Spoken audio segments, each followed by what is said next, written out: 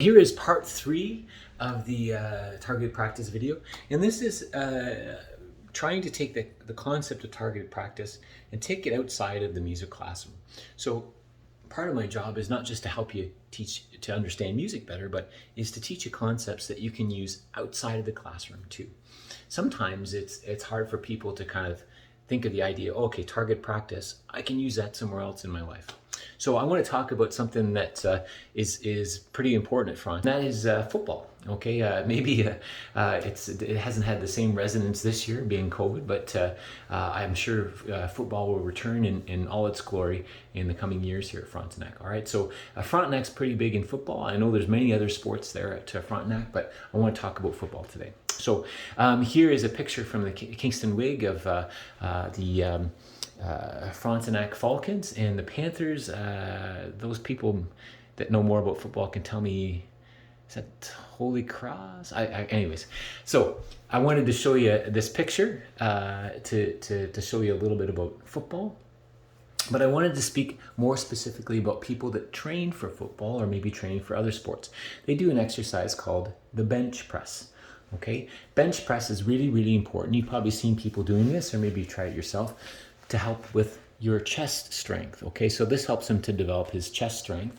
And most football players spend some time trying to develop their chest, because a lot of times they have to try to grab their opponent, or they might have to push them and try to push them and defend the quarterback. So an important thing. So I want to go back to bench press here, because what happens a lot of time with people that maybe don't know or just learning how to do weights is they'll continue to do bench press and they'll decide, okay, I want to try to get to 135 pounds. That's my goal. And they'll keep doing their bench press, and maybe they'll get to 120 and they'll keep working hard.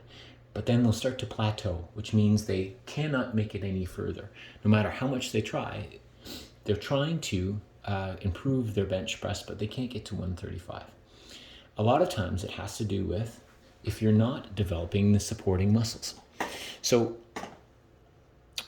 in order to do a really good bench press, this fellow here needs to develop wrist strength. All right, so a lot of times it's not that people don't have a strong enough chest, it's that they don't have strong enough wrists. All right, so basically the limiting factor becomes the strength of your wrists.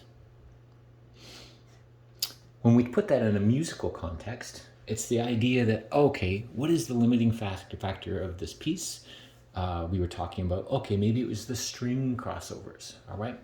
So how do you fix that? You target that area, you target practice. So here's a woman, and what she's doing is she's doing wrist curls, where she's trying to strengthen her wrist so that those muscles would become stronger. She's targeting that specific area.